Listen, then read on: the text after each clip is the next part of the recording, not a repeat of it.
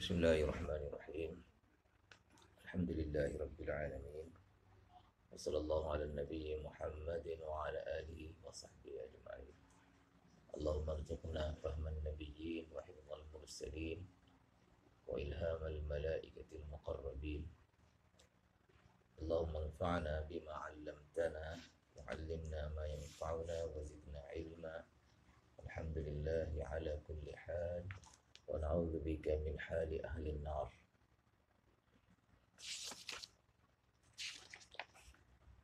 Soalan berikutnya yang Maharaja Heraklius kemukakan kepada Abu Sufyan.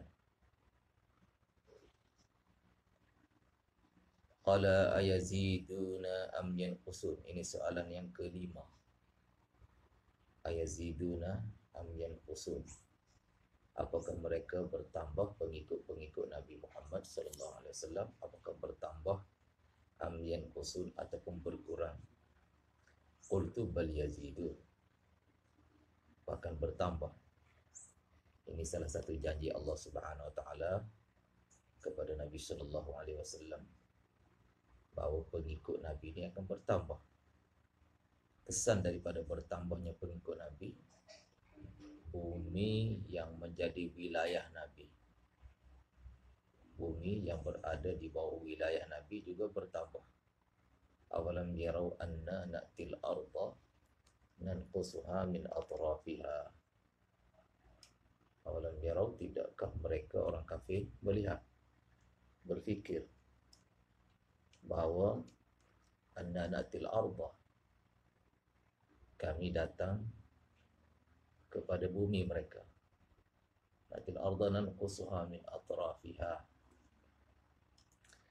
dan kami kurangi bumi itu. Sikit-sikit kami ambil bumi orang kafir, beri kepada Nabi.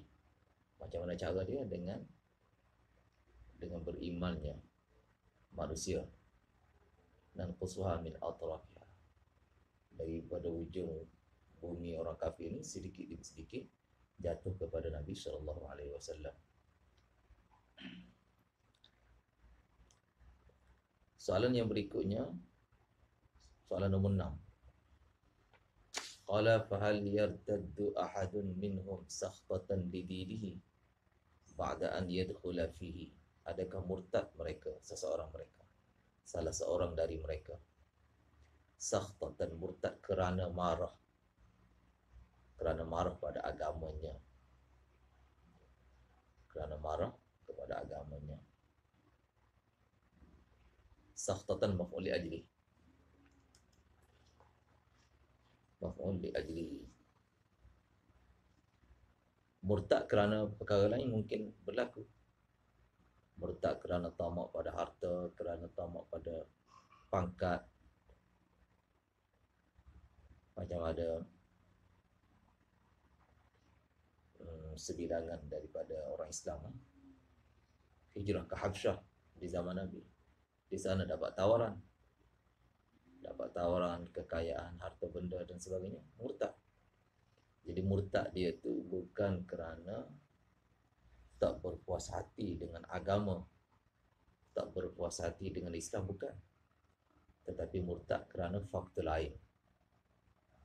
Murtad kerana faktor luaran, bukan faktor dalam agama, tapi faktor luar, iaitu kerana ketamakannya kepada harta dan sebagainya.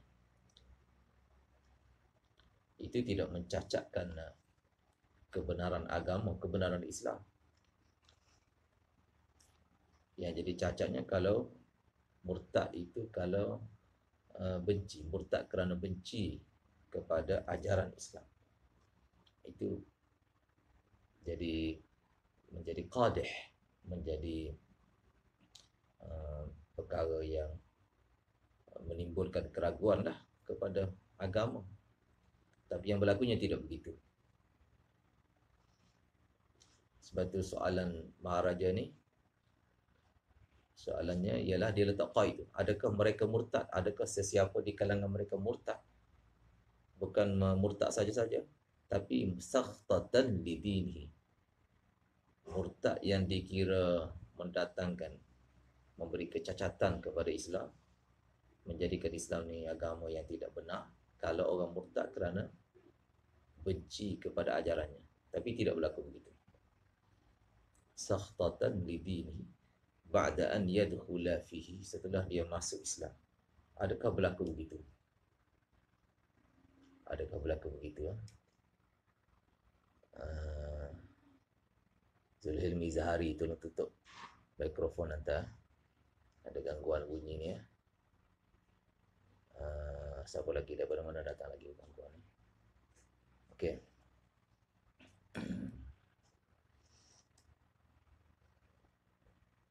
Jadi tidak berlaku gitu, murtad kerana benci kepada Islam.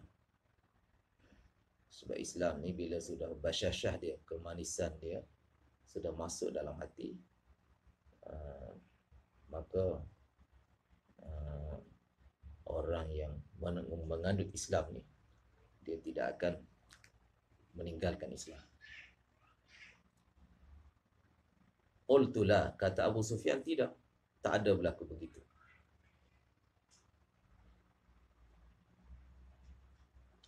Ini di antara tanda untuk kita mengenali sama ada agama itu benar ataupun agama itu batil. Agama batil, dia punya tarik penganut dia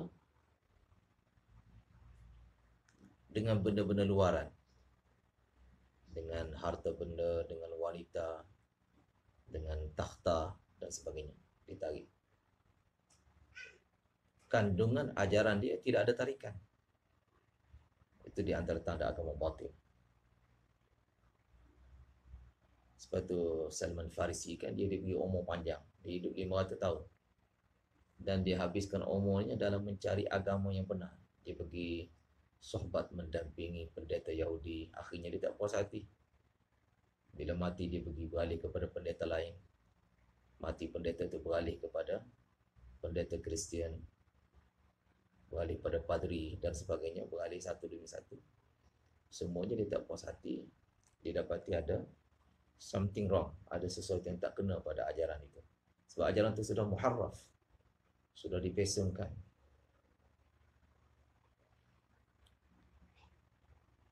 Berbeza bila dia memperolehi Islam, dijumpa Nabi di Madinah, mengenali Islam, dia masuk Islam dan dia tidak lagi keluar daripada Islam terus sampai dia mati. Salman Al-Farisi radhiyallahu taala anhu.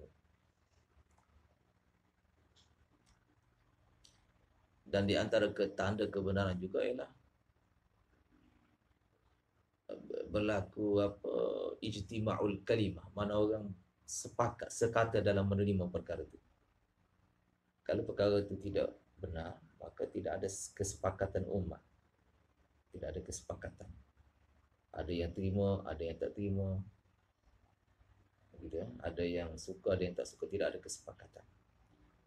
Tanda sesuatu ajaran itu benar, ada kesepakatan umat dalam menerima.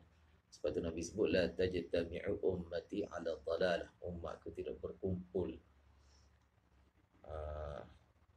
tidak sekata, tidak sepakat dalam perkara kesesatan, dalam ajaran yang tidak hak, ajaran yang tidak benar. Umat aku tidak akan sepakat. Ada yang terima, ada yang reject, ada yang suka, tidak suka dan sebagainya. Itu tanda bahawa ajaran itu ajaran yang batil.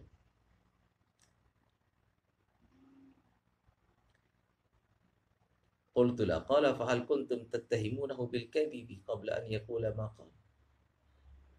Adakah kamu menohmahi baginda, kamu mengesyaki baginda sebagai berdusta, kamu tohmahkan baginda sebagai berdusta, qabla an yaqula ma qala, sebelum baginda ucap apa yang baginda ucap, sebelum baginda dakwa kenabian. Adakah kamu meragui kebenaran baginda? Kata Abu Sufyan, tidak. Semua kami kata Al-Amin, Muhammad Al-Amin. Muhammad orang yang amanah, orang yang berkepercayaan. Bila nak angkat Hajar Aswad kan, dia hanyut, nak kembalikan ke tapak asal. Semua orang terima keputusan yang dibuat oleh Muhammad sallallahu alaihi wasallam Al-Amin, Nabi Muhammad Al-Amin. Jadi ni soalan ni secara apa, istidlal bi tariqil aula ni.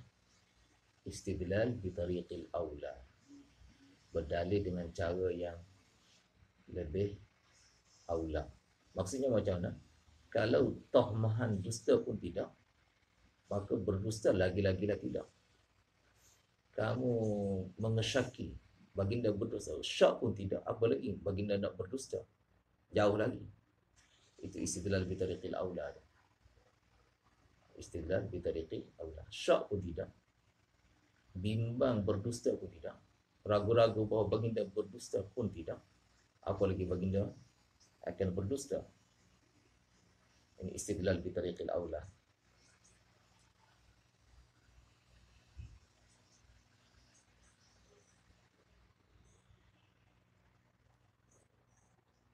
Qabla an yaqula ma qala qultu la. Qala fa hal yaghdiru, adakah baginda mengkhianati perjanjian? Adakah baginda mengkhianati perjanjian?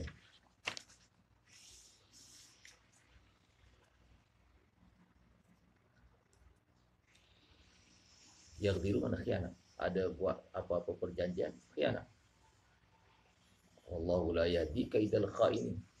Allah Ta'ala tak pimpin tipu halah yang dibuat oleh pengkhianat.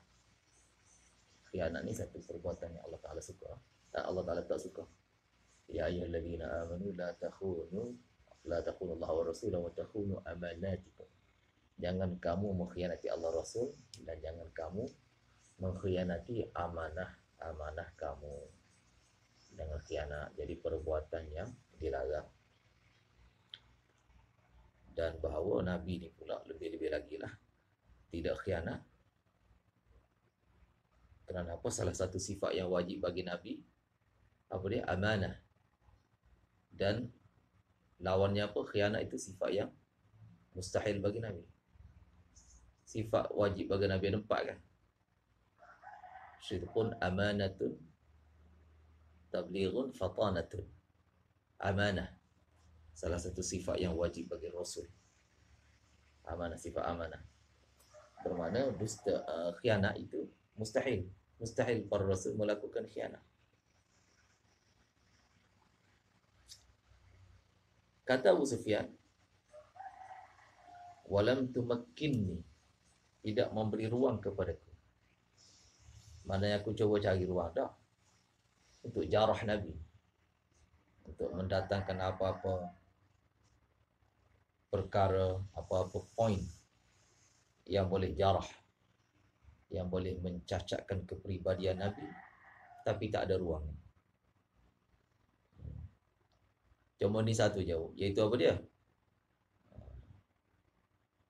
Qultu, aku kata tak ada, baginda tak khianat perjanjian, tetapi wa nahnu minhu fi muddatin, kami dengan Nabi berada dalam satu tempoh perjanjian, yakni merujuk kepada perjanjian Hudaibiyah. La nadri ma huwa fa'ilun, kami tak tahu apa baginda akan buat. Fiha, kami tak tahu apa baginda akan buat. Ma huwa fa'ilun itu lil istiqbal, kan, untuk akan datang. Di sini Abu Sufyan tak rasa malu lah untuk dianggap berdusta. Kan awal-awal dia malu kan, kalau tak bimbang pengikut aku ni akan menukilkan daripadaku cakap dusta, nescaya aku sudah dusta. Dia malu. Tapi sini oleh kerana melibatkan masa akan datang, maka Abu Sufyan tidak anggap itu sebagai satu dusta.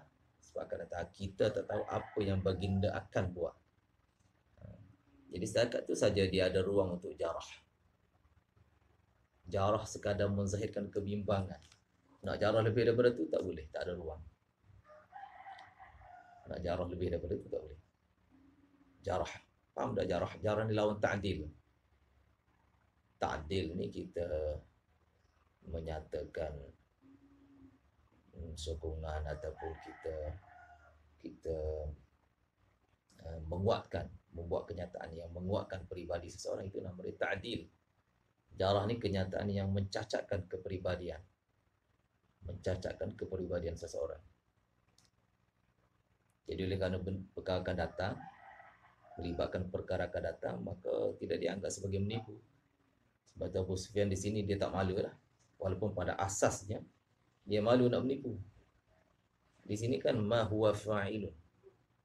Sirah tu sirah istiqbal ke Hilmi? Ya Hilmi Zahari, tengok mana tu Hilmi, tawajuh sini. Hilmi Zahari ya, sirah tu sirah istiqbal tu, ma huwa fa'ilun. La taqulanna li syai'in inni fa'ilun dzalika ghadan illa an yasha Allah. La taqulanna li syai'in, jangan kamu kata terhadap apa-apa pekerjaan pun bahawa kau akan lakukan perkara itu esok. Inni fa'ilun dzalika ghadan. Jadi guna wazan isim fa'il ni lidilalah 'ala al-istiqbal, untuk menunjukkan akan datang. Boleh faham ke iqbal? La taqulanna li syai'in inni fa'ilun dzalika ghadan. Aku akan melakukan itu esok. Jadi istiqbal kan. Sini pun sama ni, kita tak tahu berapa baginda akan buat akan datang. Sekarang baginda tak tipu, tak langgar perjanjian Hudaibiyah antara kami dengan baginda tak langgar, tapi akan datang kita tak tahu. Tapi yang Abu Sufyan sebut ni sebenarnya apa tu pepatah Melayu katanya, yang dulang serpih-serpih apa tu, mengata orang dia lebih. Sebab apa yang sebenarnya langgar siapa dulu? Pihak Nabi ke pihak Abu Sufyan? Langgar perjanjian Hudaibiyah pihak Abu Sufyan dulu, yang menjadi laluan kepada Fathu Makkah. Abu Sufyan punya halif ni dia punya rakan sekutu dia lah. Sekutu dia. Biasalah hari ni pun ada kan halif. Biasa hari ni dalam parti politik lah, dia ada parti yang menjadi rakan sekutu. Parti rakan sekutu. Sebab tu ada tahaluf siasi, perjanjian setia politik, tahaluf siasi. Parti A dia ada buat sefahaman perjanjian dengan parti B, kita akan bekerja sama dalam sekian-sekian perkara. Itu namanya tahaluf siasi. Maka parti A tadi menjadi halif bagi parti B. Di zaman Nabi pun gitu. Kabilah, ada satu kabilah dia jadi halif kepada Abu Sufyan. Dia telah serang kabilah satu lagi yang merupakan halif bagi Nabi. Dan Abu Sufyan tidak mencegah, tidak menghalang perkara itu. Mana siapa yang langgar dulu? Pihak Abu Sufyan dulu yang langgar. Di sini dia cuba mencemarkan imej Nabi dengan mengatakan kita tak tahu apa baginda akan buat, tapi rupa-rupanya dia dulu yang langgar. Kemudian bila dia sedar kesilapan dia pergi nak minta maaf. Pergi ke Madinah, jumpa Sayyidina Umar tak layan, jumpa Sayyidina Abu Bakar semua tak layan. Tak ada maaf. Nabi SAW telah gerakkan tentera sehingga akhirnya berlaku Fathu Makkah, penaklukan kota Makkah, ataupun penguasaan semula kota Makkah. Jadi di sini kerana perkara ni melibatkan istiqbal akan datang, maka tidak dianggap berdusta.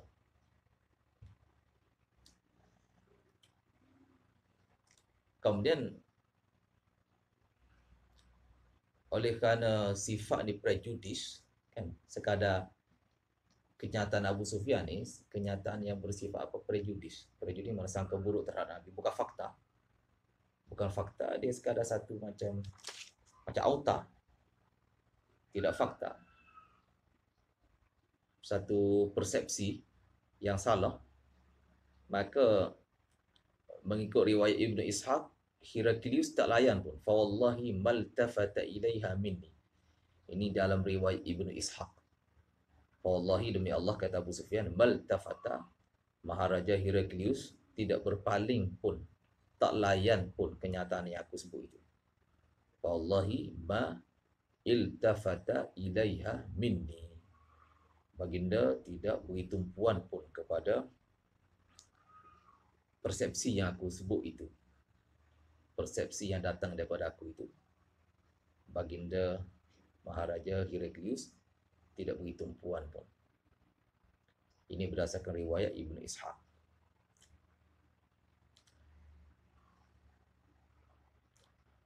Tapi kalau ikut riwayat satu lagi, Abu Sufyan punya lafaz, illa an yaghdira fi hudnatihi hadhi. Baginda tidak langgar perjanjian, kecualilah kalau baginda langgar dalam perjanjian ini. Illa an yaghdira. Ini riwayat daripada riwayat mursal daripada Urwah. Riwayat mursal daripada Urwah. Ini riwayat ini anda boleh tengok dalam Fathul Bari. Abu Sufyan kata apa?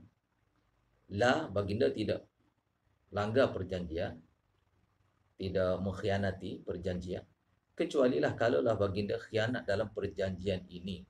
Yang ini merujuk kepada perjanjian Hudaibiyah. Dalam riwayat ni, apa respon Maharaja Heraklius? In kuntum bada'tum fa'antum aghdaru. In kuntum bada'tum. In kuntum bada'tum fa'antum aghdaru. Yang ni bila Abu Sufyan kata baginda tak khianat kecualilah khianat dalam ini, mana sesoalnya Abu Sufyan menzahirkan kebimbangan. Abu Sufyan menzahirkan ketakutan dia, kebimbangan dia bahawa Nabi akan langgar perjanjian. Maka Maharaja tanya, kamu kenapa kamu takut? Perjanjian yang sebelum-sebelum ini kamu tak bimbang, perjanjian yang ini kamu bimbang pula. Kenapa? Kenapa? Masa itulah Abu Sufyan kata, kami punya halif, sekutu kami telah bunuh,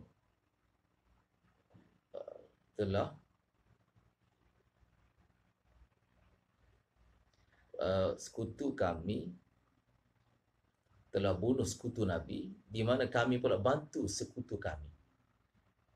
Halif sekutu, halif kami bunuh Nabi punya halif. Kemudian orang kami bantu pula halif kami. Sebab tu kami takut. Kami takut baginda akan langgar. Maka mengikut riwayat ini, Maharaja bagi respon, in kuntum bada'tum, jika kamu dulu yang mula mengkhianati perjanjian, fa antum aghdaru, kamulah sebenarnya lebih khianat lagi, lebih penipu lagi. Kamu yang mula dulu. Jadi ada dua kemungkinan lah. Satunya mengikut riwayat Ibnu Ishaq tadi, Abu Sufyan sekadar menzahirkan prejudisnya terhadap Nabi. Yang ni dia menzahirkan kebimbangannya dan ataupun ketakutannya. Okey ya, menzahirkan dia punya ketakutannya.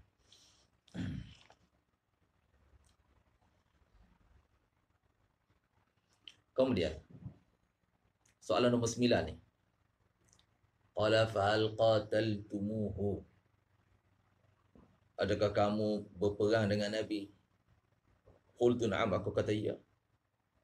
Qala fa kaifa? Soalan nombor 10. Fa kaifa kana qitalukum iyyahu? Bagaimana bentuk peperangan kamu dengan baginda? Qultu al-harbu bainana wa bainahu sijalun. Peperangan antara kami dan baginda adalah sijal, bersilih ganti. Sijal. Sijal ni daripada perkataan sajlun. Sajlun mana timba, dalwun. Timba orang Arab ni biasanya dia ada dua tu kan. Pada setali tu, pada tali hujung. Tali ada dua hujung kan. Hujung sana pun ada timba. Hujung sini pun ada timba. Yang tengah-tengah tu dia sangkut dekat apa dia panggil tu, dia punya macam telaga, dia akan ada dua tanduk gitu, dan di atas dua tanduk ada palang, Jadi tali itu sangkut pada palang.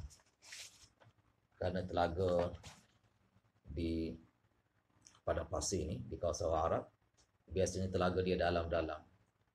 Jadi nak jimat tenaga, satu timba turun ambil air, timba yang ni naik ke atas, kosongkan. Lepas tu, yang tu turun, yang kosong tu turun balik, yang ni naik. Itu bersilih ganti begitu. Biasa timba orang Melayu ada satu je kan. Kita orang Melayu ni timba kita. Kenal telaga lah macam ni. Telaga tak pernah kenal lah. Iqbal kenal telaga. Abdullah kenal tak telaga? Oh, kenal telaga. Jadi biasa ada setimba je. Bila setimba tak berlaku sijal lah. Bersilih ganti satu timba turun dalam air, satu naik itu tak berlaku lah. Kan?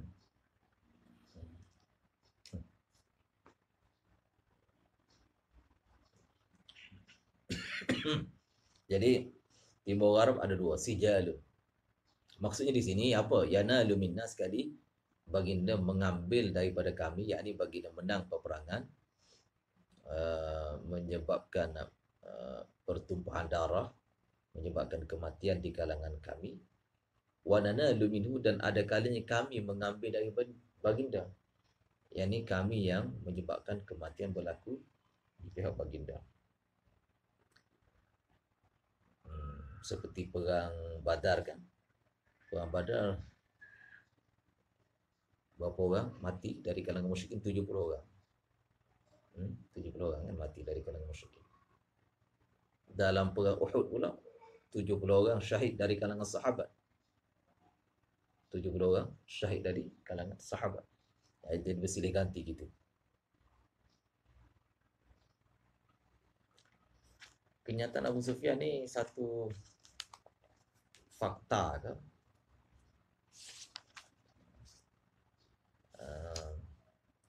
Ataupun satu persepsi dia, tanggapan dia. Kalau kita lihat kepada zahirnya lah, pada zahirnya begitulah. Pada zahirnya boleh jadi satu fakta lah. Kalau kita lihat zahir, maknanya dalam perang Badar 70 orang sahabat, 70 orang musyrikin mati. Dalam perang Uhud 70 orang sahabat syahid. Kalau kita tengok secara kasar begitu, boleh kita anggap kata-kata Abu Sufyan ini sebagai satu fakta. Tapi kalau kita lihat kepada moralnya kan, secara moralnya, ialah Nabi yang menang. Dalam perang Badar, Nabi menang. Dalam perang Uhud pun, Nabi yang menang. Kalau kita lihat pada cerita, ending, hujung ceritanya tu.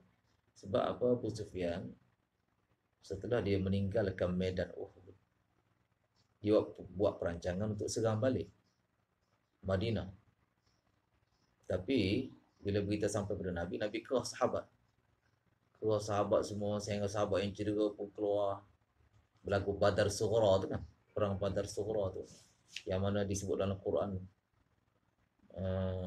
alladzina qala lahumun nas innan nasa qad jama'u lakum fakhshawhum fazadahum imana. Bila datang ugutan dari pihak musyrikin bahawa mereka, orang musyrikin, kumpulkan tentera untuk menyerang kamu, fakhshawhum, kamu kena waspada terhadap mereka.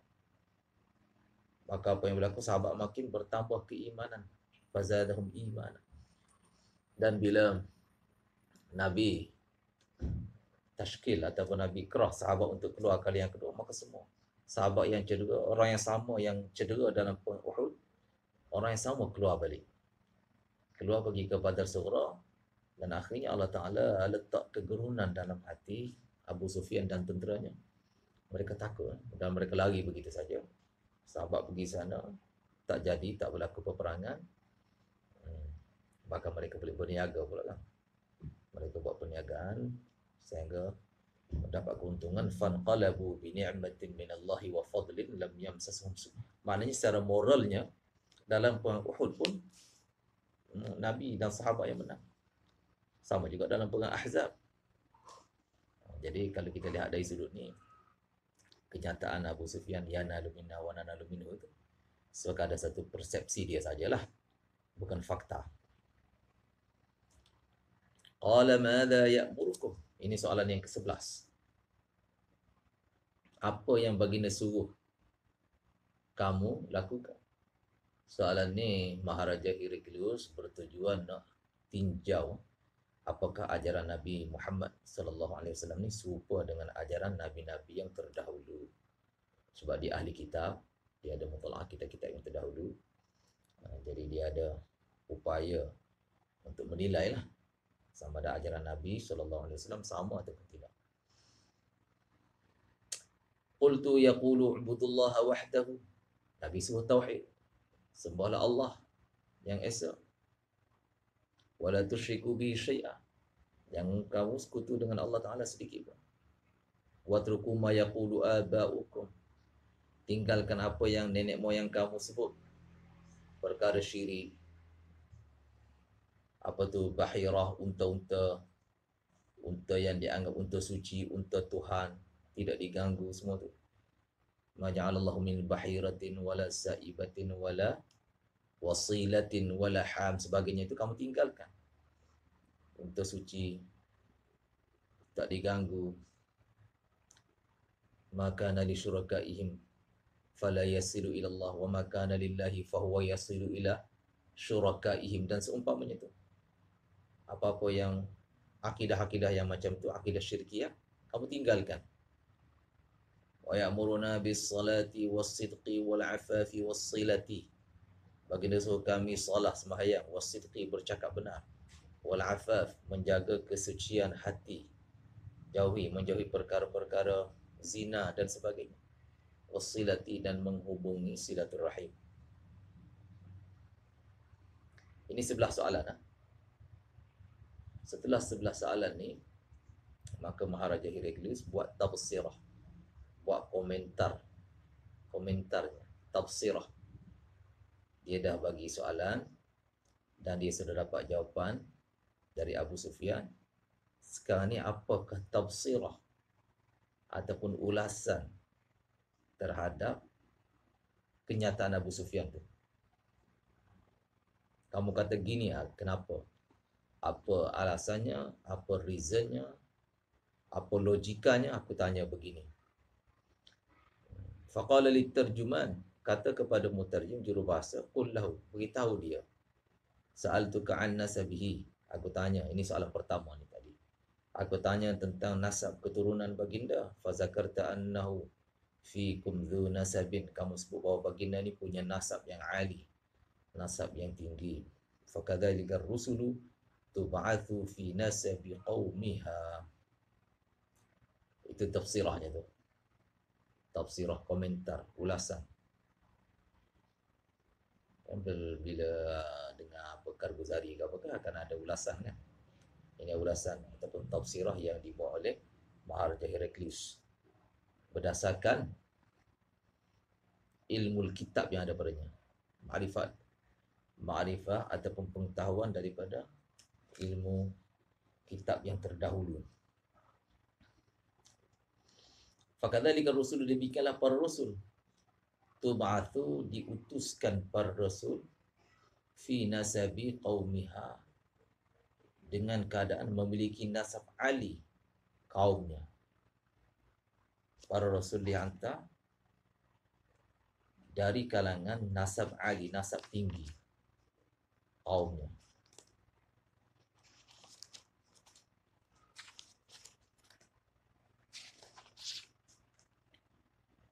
Apa kaitan nasab dengan risalah? Apa logikanya tu? Apa logikanya Nabi ni dihantar dari kalangan nasab yang ali? Sebab apa?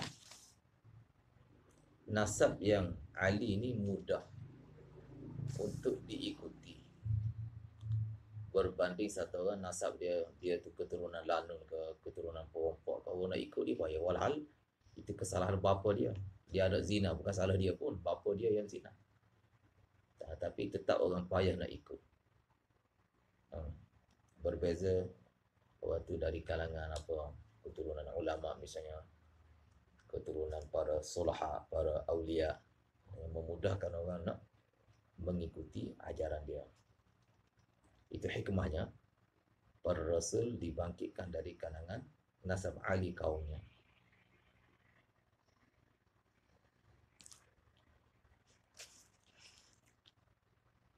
Tapi kena ingat, nasab Ali ni dia nafi', dia beri manfaat. Sekiranya bersama nasab Ali itu ada taqwa. Okay.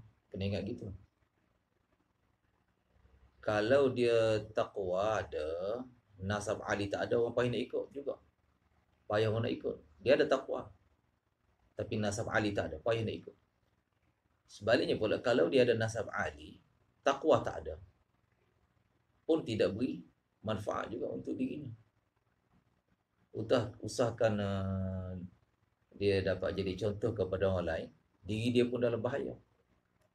Dia nasab Ali tapi takwa tak ada. Sebab tu Nabi kata kepada Fatimah kan, ya Fatimah, anqidhi nafsaki minan nar, fa inni la amliku lakum minallahi syai'an. Wahai Fatimah, selamatkan diri kamu daripada api neraka dengan cara kamu menjaga ketaatan kepada Allah. Man batta'a bihi nasabuhu, man batta'a bihi amaluhu, lam yusri' bihi nasabuhu.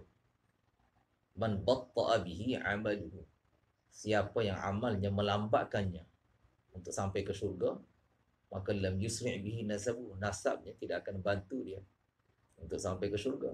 Maka Nabi kata kepada Fatimah, ya Fatimah, anqidhi nafsaki, selamatkan diri kamu. Aku tak dapat bantu apa-apa. Fa inni la amliku lakum minallahi syai'an.